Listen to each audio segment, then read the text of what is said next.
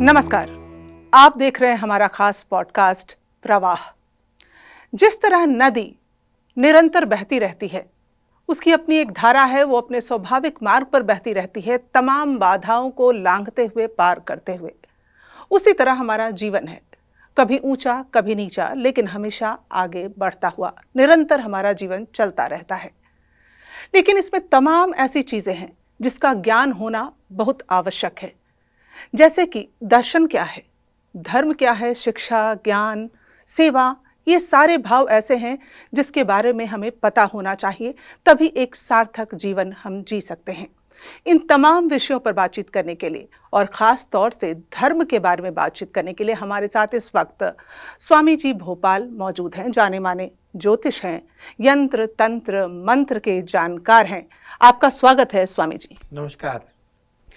सबसे पहले तो जाहिर सी बात है, ये बहुत ज़रूरी है, आवश्यक है हमारे देश के लिए, क्योंकि हमारे देश की आबादी अगर हम देखें तो 50% के करीब जो आबादी है वो युवाओं की है, और युवाओं को सजग होना, धर्म के प्रति जानना, उन्हें जोड़ना बहुत आवश्यक है।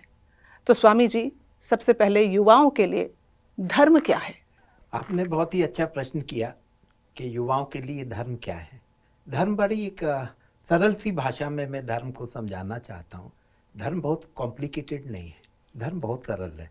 अब युवाओं को इसलिए मैं समझाना चाहता हूँ कि अगर आप 60-65 साल की उम्र में जाके धर्म के बारे में बात करें तो इतना जीवन तो आपका निकल ही गया, और जब निकल गया जीवन तो जो समय शेष है वो बहुत कम समय शेष रहता है।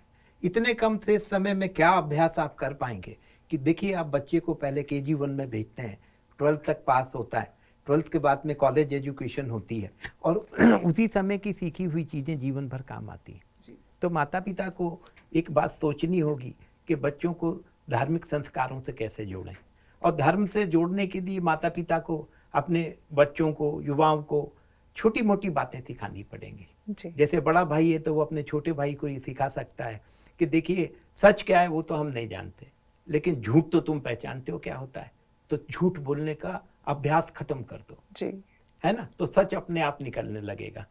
ठीक है।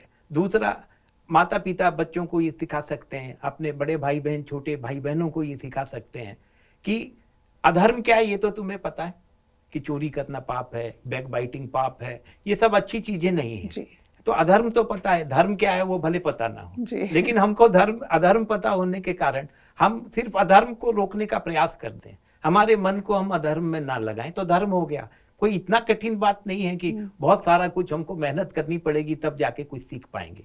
दो ही सरल चीजें हैं, है ना, कि आप झूठ बोलने का अभ्यास डालें, कि बिल्कुल खत्म कर दें झूठ बोलना। ये अभ्यास आप शुरू कर दें, आपके मुंह से हमेशा सच निकलने लगेगा। आप अधर्म करना छोड़ दें, धर्म होने लगेगा। छोटा सा अभ्यास है।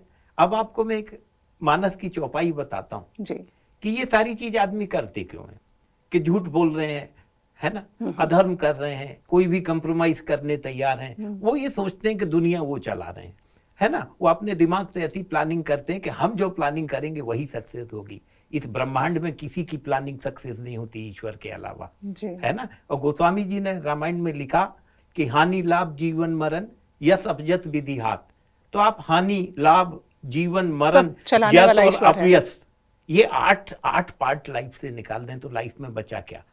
और इन 8 पार्ट को निकालने के बाद में किस चीज की प्लानिंग कर रहे हैं आप? हानि के लिए तो कोई प्लानिंग करता नहीं, बीमार होने के लिए कोई प्लानिंग करता नहीं है, एक्सीडेंट के लिए कोई प्लानिंग करता नहीं है, अपने कोई भी नुकसान के लिए कोई व्यक्ति प्लानिंग नहीं करता, लेकिन वो होती हैं जी, है ना। तो वो इसलिए होती हैं कि वही तुलसीदास जी ने लिखा है कि हानि लाभ जीवन मरण यश अपयश विधि हाथ। तो परमात्मा के हाथ में यदि इतने बड़े कंपोनेंट्स हैं तो हमको क्या करना पड़ेगा? हमको एक प्रोटोकॉल बनाना पड़ेगा, और वो ऐसा प्रोटोकॉल बनाना पड़ेगा कि जब हम बच्चों को वो प्रोटोकॉल सिखाएंगे तो वह जो लिखा है कि हानि लाभ जीवन मरण यह सब जद विधि आद, उसमें से सारी चीजें पॉजिटिव होना अपने आप शुरू हो जाएंगी। तो हमको प्रोटोकॉल सिखाना होगा कि आज से झूठ बोलने का अभ्यास कम कर दो, फिर धीरे धीरे खत्म कर दो। तो स्वामी जी, क्या हम माने कि हमारे जीवन में हर कोई, चाहे कितना ही अमीर हो, गरीब हो, धन दौलत चाहे भरपूर हो, हर कोई एक परेशानी में है, क्या परेशानी का मूल कारण ही यही है, धर्म से विमुख रहना? परेशानी का मूल कारण आदमी का स्वयं का मन है। देखिए 3 चीज होती है, आत्मा, मन और दिमाग, है ना। तो आत्मा जो सोचती है वो धर्म संबद्ध सोचती है। मन हमेशा गुनहगार है, मन अपना मतलब सोचता है। और दिमाग जो होता है आदमी का, मन का जो मतलब है उसको इम्प्लीमेंट करना शुरू कर देता है। तो आत्मा हमेशा धर्म का प्रतिनिधित्व करती है। तो आत्मा से पूछ के की गई काम हमेशा सच और धर्म होगा। तो हम लोग हमारी परेशानी के कारण खुद बनते हैं। वो इसलिए बनते हैं कि आत्मा कह रही कि यार ये आदमी गलत है। मैं आपको एक उदाहरण देता हूँ। यदि आपके सामने कोई वृद्ध व्यक्ति से को अपमानित कर दे, तो आपसे अगर पूछा जाए कि इसको अपमानित किया है, ये ठीक किया है इसने, तो आप कह देंगे, आपकी आत्मा कहेगी इसने बहुत गलत काम किया। लेकिन जैसे ही आप उस व्यक्ति को जिसके बारे में निर्णय देना है, यदि आप अपना कोई स्वार्थ सोचती हैं, तो कह देंगी कि हो सकता है उसकी भी गलती हो। वैसे ही धर्म बदल देंगी आप, है ना। तो आत्मा की आवाज पे जब आप काम करना शुरू करते हैं तो जीवन हमेशा पॉजिटिविटी से घिरने लगता है। आपको समस्याएं तो आएंगी, लेकिन समस्याएं छू कर निकल जाएंगी। जैसे आप धूप में खड़े हैं और छाता लगा लें तो धूप से आपको गर्मी नहीं लगेगी। बारिश में आप छाता लगा लें तो आप भीगेंगे नहीं। यही धर्म है, क्योंकि प्रारब्ध तो आपको भोगना होगा, लेकिन उस प्रारब्ध को भोगने का कष्ट आपको नहीं होगा यदि आप प्रोटोकॉल फॉलो करने लगे धर्म के हिसाब से। तो क्या धर्म वो अम्ब्रेला है? यस, धर्म वही अम्ब्रेला है। वही अम्ब्रेला धर्म है कि जिसमें रहकर आप सुरक्षित तरीके से जीवन को व्यतीत कर सकते हैं। क्योंकि मानव जीवन है, इसमें परेशानियां हमेशा आएंगी, सबको आई। कोई भी आप उदाहरण लेके देख लीजिए, जो जन्मा है उसके साथ, जन्म के साथ ही मृत्यु और परेशानी तय हो जाती है, क्योंकि वही हमारा प्रारब्ध है। तो परेशानी हमारे ही करे हुए का परिणाम है, किए गए कर्म का परिणाम है ना। तो ईश्वर की शरणागति से क्या हम परेशानियों से बचा सकते हैं? वह एक ही शरणागति परेशानी से बचा सकती है। इस संसार में कोई किसी को परेशानी से नहीं बचा सकता। हमको लगता है कि फलाना आदमी हमारी मदद कर देगा, ऐसे हमारी मदद हो जाएगी, लेकिन आप मदद मांग के देखिए, कोई मदद आपके किसी काम नहीं आएगी। वो हमारा मानसिक भ्रम है कि किसी और ने मदद कर दी। एक्चुअली मदद करने वाला सिर्फ वो परमपिता परमेश्वर है, वही सबकी मदद करता है। एक बड़ी अच्छी चौपाई आई है कि सुखी मीन जिम नीर अगाधा और जिम हरि शरण न एक कहु बाधा। जैसे गहरे पानी में मछली आनंदित रहती है, ऐसे ही ईश्वर की शरण में रहने वाला व्यक्ति इस संसार सागर में आनंदित होकर अपना जीवन व्यतीत करके चला जाता है। बहुत सुंदर जी। तो वो जो एक हमारी जिंदगी जो है एक सागर के समान है, उसमें मीन की भांति हमें, संसार एक महासागर है जी, और उसमें हमको जिंदगी जीना है। तो जब महासागर में आपको जिंदगी जीना है तो बहुत सारे पानी की आवश्यकता होगी। इसी महासागर के पानी में आपको रहना है। तो ईश्वर की शरणागति का मैंने आपको उदाहरण दिया कि जैसे वो मछली बहुत गहरे पानी में आनंदित रहती है, उसको किसी चीज की आवश्यकता नहीं पड़ती गहरे पानी में। सुखी मीन जिम नीर अगाधा और जिम हरि शरण ना एक कहु बाधा। हर परमात्मा की शरण ऐसा ही आनंद देती है। चूंकि स्वामी जी, मैं ये चाहती हूँ कि जो हमारे दर्शक हैं वो एक सरल अंदाज में हर कुछ समझ सकें और अपने जीवन में उसको उतार सकें। तो जैसे ये जो संसार है, इसमें बहुत सारे लोग दुखी हैं। युवाओं में जो नए शब्द हम सुनते हैं, जैसे मैं बोर हो रहा हूँ, मैं डिप्रेशन में हूँ, ये हमने कभी नहीं सुना था। हाँ, ये नए नए शब्द जो सुन रहे हैं आजकल हम, कैसे युवा अपना उत्साह बनाए रखें? देखिए, युवाओं को हम उत्साह तो वो कैसे बना के रखेंगे, सबसे पहले रोल आता है माता पिता का, उनके बड़े भाई बहन का, क्योंकि उन युवाओं से पहले उन्होंने इस संसार को देखा है ना, इस संसार के बारे में समझा है। वो इस संसार के सारे मजमे समझते हैं कि कौन सी जगह गलत है, कौन सी जगह सही है, क्या गलत है क्या सही है, वो लोग जानते हैं। तो अपने अनुभव से युवाओं को ये ना समझें कि ये बड़े हो गए। माता पिता के लिए अपने बच्चे को हमेशा बच्चा समझना चाहिए, ये नहीं सोचना चाहिए कि ये बड़े हो गए, है ना। तो माता पिता, बड़े भाई बहन अपने छोटे भाई बहन युवाओं को ये समझाएं कि संगत का असर बहुत होता है ना। यदि आप अच्छी संगति में रहते हैं, मैं इसका एक उदाहरण देता हूं। अगर लोमड़ी से आप पूछें कि धर्म क्या है, तो वह मुर्गी चुराना भी पुण्य का काम बताएगी। यह संगत का फर्क है। यदि आप अच्छी संगत में रहते हैं, जैसे मणि को देख लीजिए, अगर कीचड़ में गिर जाए तो उसमें बदबू आने लगेगी, जबकि वो कितनी कीमती मणि है। तो संगत का फर्क जो है ना, वो बहुत बड़ा प्रभाव डालता है। तो संगत जब चुनता है तो उस समय युवा जो होता है, जवान होता है, वो एक ऐसे कोहरे से निकलता हुआ सूरज होता है कि जिसमें बहुत लालिमा होती है, बड़ा आकर्षण होता है उसका संसार के प्रति। तो संसार में आकर्षण उसी चीज का होगा जो चीज उसके सामने पड़ेगी। तो माता पिता भाई बहन सब लोग मिलके उसका उन्हीं चीजों से परिचय कराएं कि जिससे सही संगति के लोग मिले, और सही संगति से ही जीवन में सब परेशानियों का हल हो जाता है। एक रामायण में लाइन आई है कि दुष्ट संग जन देई विधाता, दुष्टों का संग ईश्वर ना दे, सिर्फ सज्जनों का साथ दे। माता पिता ये प्रार्थना करें अपने बच्चों के लिए कि इनको दुष्टों का संग ना मिले भगवान, इसको सज्जनों का संग मिले। और निश्चित ही प्रार्थना इतनी बड़ी होती है कि जिसकी कोई सीमा नहीं, कि ईश्वर तो देने के लिए बैठा हुआ है। हम लोगों में कॉन्फिडेंस नहीं है कि हम उससे कुछ मांग सकें, क्योंकि जब भी हम उसके पास जाते हैं तो हम यही सोच के जाते हैं हमसे ये गलती हुई, हमसे वो गलती हुई। अरे एक बार शरणागति में चले जाओ, सारी गलतियों के प्रायश्चित कर लो, उससे बोल दो आज से हम दोबारा गलती नहीं करेंगे। वो कहते हैं कि सन्मुख होए जीव जब मोही, कि जब भी जन्म मेरे सामने कोई जीव आता है तो मैं करोड़ों जन्म के पाप नष्ट कर देता हूँ, बशर्ते कि वो उस प्रोटोकॉल में आ जाए जो धर्म का प्रोटोकॉल है, क्योंकि धर्म की रक्षा के लिए ही भगवान अवतार लेते हैं। आप अधर्म करते हुए धर्म की मदद उनसे मांगने जाएंगे तो आप ऐसे कर रहे हैं जैसे दिल्ली जाने की गाड़ी में बैठ जाएं और बोले भगवान बंबई पहुंचा दो। तो ये तो पॉसिबल नहीं है, क्योंकि इंजन दिल्ली की तरफ लगा हुआ है, तो आपको जाना दिल्ली ही पड़ेगा, है ना। तो जो प्रोटोकॉल अपनाया गया, जो प्रोटोकॉल बताया गया है महात्माओं द्वारा, संतों द्वारा, बड़े सरल सी बातें कही गई। सच बोलिए, क्या दिक्कत है सच बोलने में, कौन सा काम बिगड़ जाएगा। सच बोलने से आप डिप्रेशन में नहीं जाएंगे, सच बोलने से आप बोर नहीं होंगे। आप सच बोलना शुरू कर दीजिए लोगों से, क्या दिक्कत है सच बोलने में। आपको लगता है झूठ बोलने से काम बनता है, तो झूठ बोल लीजिए, एक साल चलिए और काम एक नहीं झूठ बने। को छिपाने के लिए तो फिर तमाम और झूठ बोलने पड़ते हैं, 1000 और झूठ बोलने पड़ते नहीं, आप एक्सपेरिमेंट कर लीजिए कि 1 महीना झूठ बोल के हम ये बनना चाहते हैं। अगर नहीं बन पाए तो सच बोल के बना दीजिए, 6 महीने में जरूर कुछ ना कुछ बन जाएंगे आप, है ना। तो सच बोलने की यात्रा ही धर्म के नजदीक पहुंचाती। जो आपने अभी बात कही बहुत ही खूबसूरत कि संगत, हमने जब मैं छोटी थी तो अक्सर अपने माता पिता से यही सुना कि संगत से गुण होता है, संगत से गुण जात, संगत से ही आपके गुण आते हैं या जाते हैं, जैसी आपकी संगति होगी। बहुत ही सुंदर। लेकिन जो युवा वर्ग है उसको धर्म से जोड़ने के लिए क्या किया जाना चाहिए? घर परिवार तो अपना योगदान देते ही हैं, माता पिता अक्सर ही सही रास्ता ही, धर्म का रास्ता ही बताते हैं, लेकिन फिर भी युवा जो है उलझता जा रहा है। क्या शिक्षा के माध्यम से उनको, शिक्षा के माध्यम से, बातचीत के माध्यम से, अपने स्वयं के अनुभवों के माध्यम से आप युवाओं को ये समझा सकते हैं। मैं आपको मेरे बारे में बताता हूँ। मुझे लास्ट स्टेज का कैंसर हो गया था, ईसोफेगल, सी जॉइंट, लीवर, लंग, सब जगह कैंसर फैला हुआ था। डॉक्टर्स ने बोला don't go for treatment, it's your last stage, better you can take rest at your home. हमारे पिताजी साथ में थे, उन्होंने कहा कि नहीं, आप कुछ तो करिए, सिम्टोमेटिक ट्रीटमेंट कुछ कर दीजिए, ठीक है ना। उसी समय हमको गुरुजी मिल गए, साईं बाबा, ठीक है, और हमारा कैंसर ठीक हो गया। तो जब हमारे बच्चों ने देखा कि ये चमत्कार होते हैं तो हमारे बच्चे भी उसी भक्ति में लग गए। उनको समझ में आ गया कि इस जीवन में सच बोलना है, धर्म पे चलना है, और उससे बड़ी जल्दी सफलताएं मिलती हैं। और उनको सफलताएं मिली, उनको कहीं झूठ बोलने की आवश्यकता नहीं पड़ी। और संसार में आप झूठ बोल किस लिए रहे हैं, और झूठ बोलने से मिल क्या रहा है। आप ये देख लीजिए, सबका प्रभु सब में बसता है। यह आत्मा जो है ना, ईश्वर का अंश सब में बैठा है, वो सच झूठ पहचानती है। अगर हम आपसे झूठ बोलेंगे तो क्या आप नहीं समझेंगी?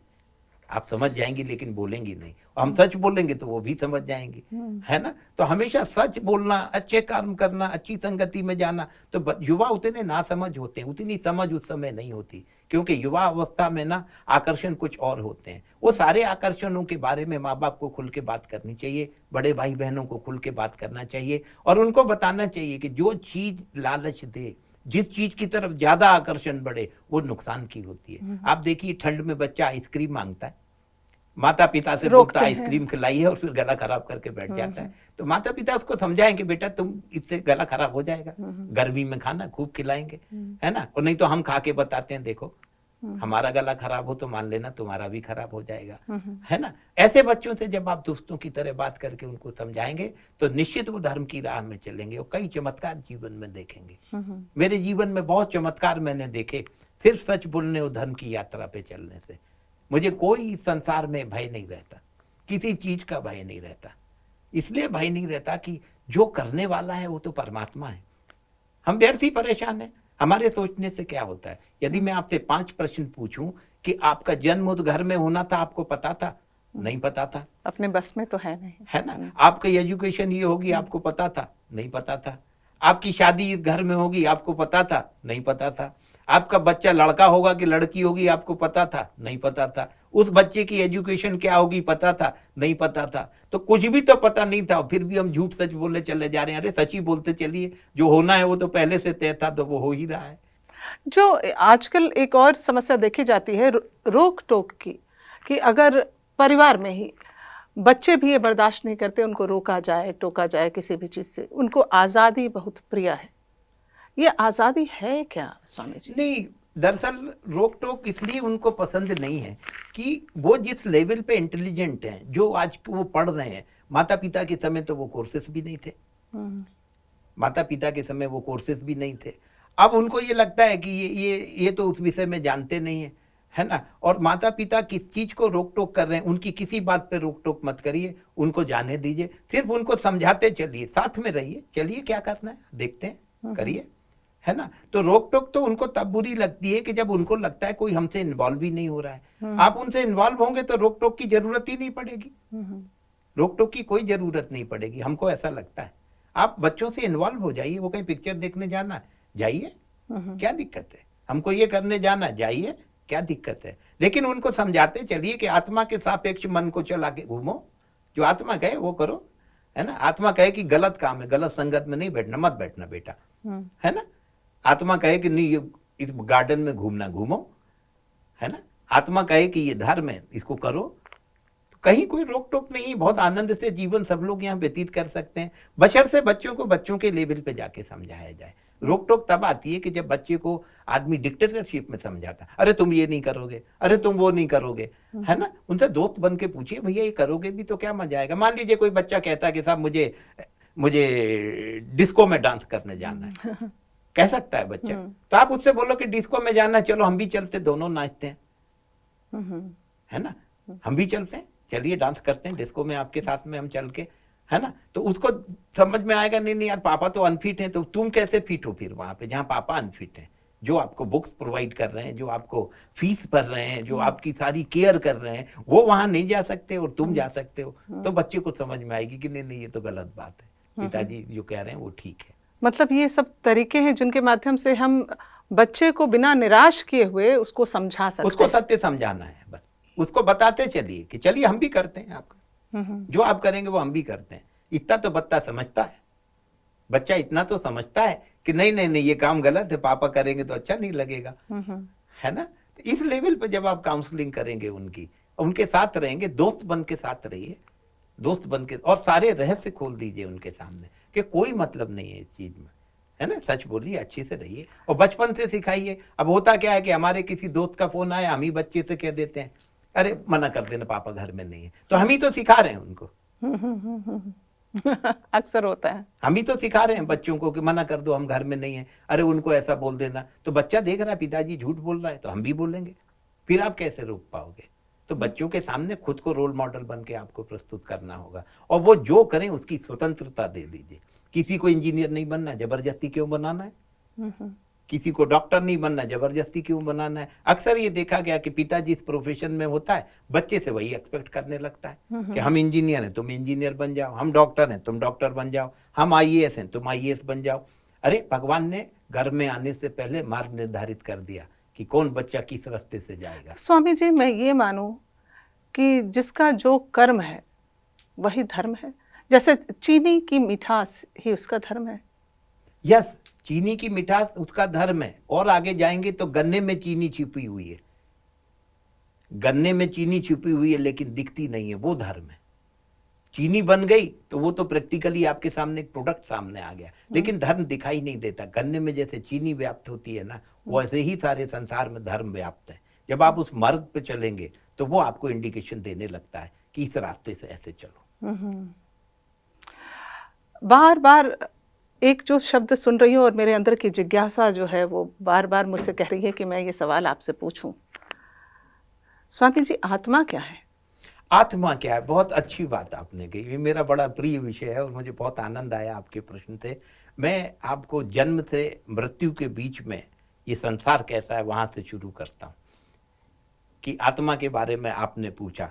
तो सबसे पहले मैं आपको ये बताना चाहता हूं कि जब बच्चा माँ के गर्भ में आता है, शरीर का निर्माण शुरू होता है, तो उसमें वही आत्मा प्रवेश कर जाती है जो ईश्वर का अंश है ना, कि ईश्वर अंश जीव अविनाशी और चेतन अमल सहज सुख राशि, कि वो ईश्वर का वही अंश आत्मा के रूप में प्रवेश कर जाता है और वो बच्चा जी उठता है और संसार में आ जाता है। अब मजेदार बात देखिए कि जैसे ही बच्चा संसार में आता है तो डिपेंडेंट हो जाता है ना, और बच्चा ही नहीं, संसार में जो भी व्यक्ति मौजूद है वो सब डिपेंडेंट है, क्योंकि लिखा गया कि परवश जीव स्ववत भगवंता, अनेक जीव एक श्रीकांता। जब डिपेंडेंट है, आप किसी से भी पूछ लीजिए क्या तुम स्वतंत्र हो?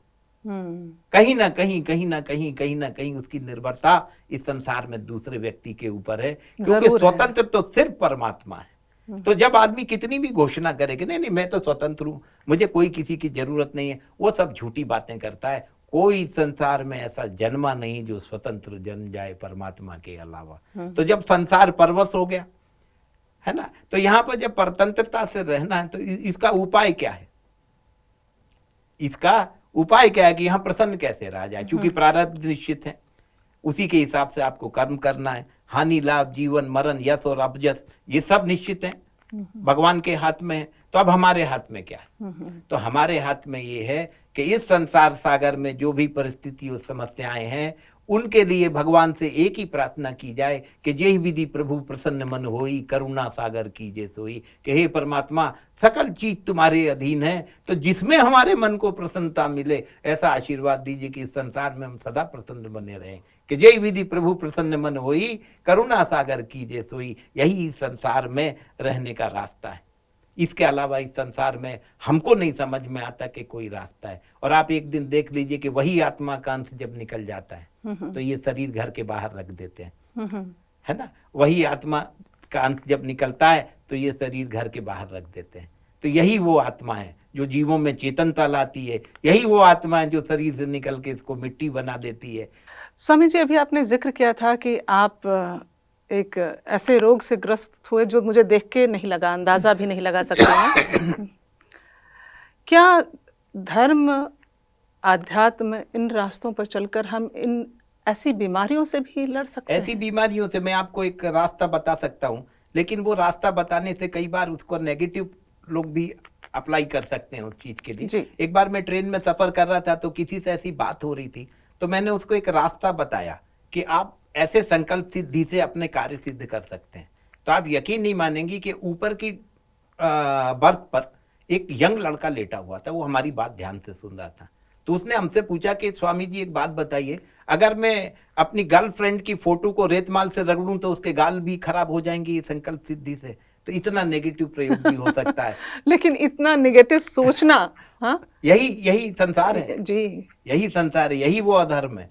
तो हमको उस दिन से हम सोचते हैं कि बड़ी सावधानी से ये सब बातें बताने की नहीं है, लेकिन होता है संकल्प सिद्धि से। यदि आपके घर में कोई पौधा फल नहीं दे रहा, आप संकल्प सिद्धि हम बता देंगे, आप उससे सिर्फ प्रार्थना करिए, कुछ दिन में उसमें फूल और फल आ जाएंगे। और ये ऐसी बात नहीं है कि ये हम बातों में कह रहे हो, ये हमारे अनुभव है। लेकिन जिस तरह के हम अपराध होते अपने आसपास, मेरठ का भी किस्सा है जो देख रहे हैं, जैसे जघन्य अपराध हो रहे हैं। अभी आपने चूंकि उस लड़के का जिक्र किया इसलिए ये सवाल मेरे मन में उठा है। ये एक मानसिक विकार को ही तो इशारा करता है। मेंटल हेल्थ बहुत बड़ा इशू है आज के ज़माने में। मेंटल हेल्थ बहुत बड़ा इशू है और मेंटल हेल्थ को सुधारने की हम सारी बातें कर रहे हैं आपसे। धर्म ही वो रास्ता है जो मेंटल हेल्थ ठीक करेगा। लोग इतने प्रेशर में हैं, लोग इतना ज़्यादा योग्यता से ज़्यादा पाना चाहते हैं कि जिसकी सीमा नहीं है। यदि आपकी योग्यता नहीं है तो धैर्य रखिए, क्या ज़रूरत है। लेकिन लोग योग्यता से ज़्यादा पाना चाहते हैं। लोग को लगता है कि मेरे पास 5 एकड़ ज़मीन है तो मेरे पास 500 एकड़ ज़मीन होना चाहिए। अरे पहले 5 एकड़ का आनंद लेके देखो, धीरे धीरे भगवान सब बढ़ा देगा। लेकिन एकदम 500 एकड़ तुमको चाहिए तो ये तो उसी योग्यता से ज़्यादा चाहने के कारण ये सारे अपराध बढ़ रहे हैं। सारे लिविंग स्टैंडर्ड बढ़ाने के चक्कर में ये सारे अपराध बन रहे हैं। लेकिन लोग समझ नहीं रहे कि जो लिविंग स्टैंडर्ड आप बढ़ाना चाहते हो उससे क्या फर्क पड़ रहा है। क्या घर का माहौल सुधर रहा है? यदि आपके घर में बहुत अच्छा सोफा रखा है, सारे गैजेट्स हैं, तो क्या घर में शांति है? लोग ये समझ ही नहीं पा रहे थे। वो तो भौतिक सुखों के लिए है। भौतिक सुख नहीं, वो सुख तो सिर्फ एहसास मात्र है संसार में। सुख जो है ना, जिसको आदमी सुख कह रहा है, वो सिर्फ एक क्षणिक एहसास है किसी भी चीज का। आप एक नई कार खरीद लाइए, 2 मिनट सुख का एहसास होगा, उसके बाद वही कार धूप में खड़ी रहती है।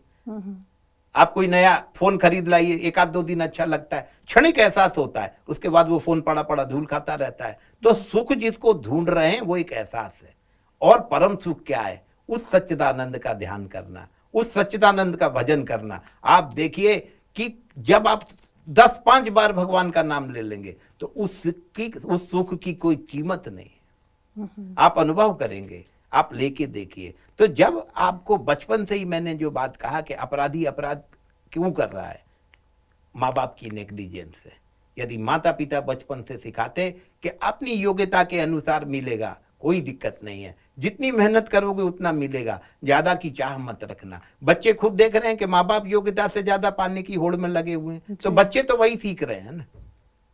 तो संस्कार तो वहीं से आ रहे हैं, संस्कार कहीं अलग से आ रहे हैं। इसी समाज से हम देख रहे हैं कि जिसकी योग्यता नहीं थी, साइकिल में घूमता था, कल वो कार खरीद लाया। माँ बाप उदाहरण देते हैं कि देखो वो साइकिल पे घूमता था, 2 महीने में कार खरीद दी। अरे माँ बाप को सोचना चाहिए कि साइकिल से स्कूटर आएगा, स्कूटर से कार आएगी। स्वामी जी, अक्सर लोग ये सोचते हैं कि बच्चे को अगर सही मार्ग पर लाना है, जैसे उसे निराशा से बाहर निकालना है या जिंदगी में धर्म का रास्ता दिखाना है, तो मंदिर का रास्ता सही है।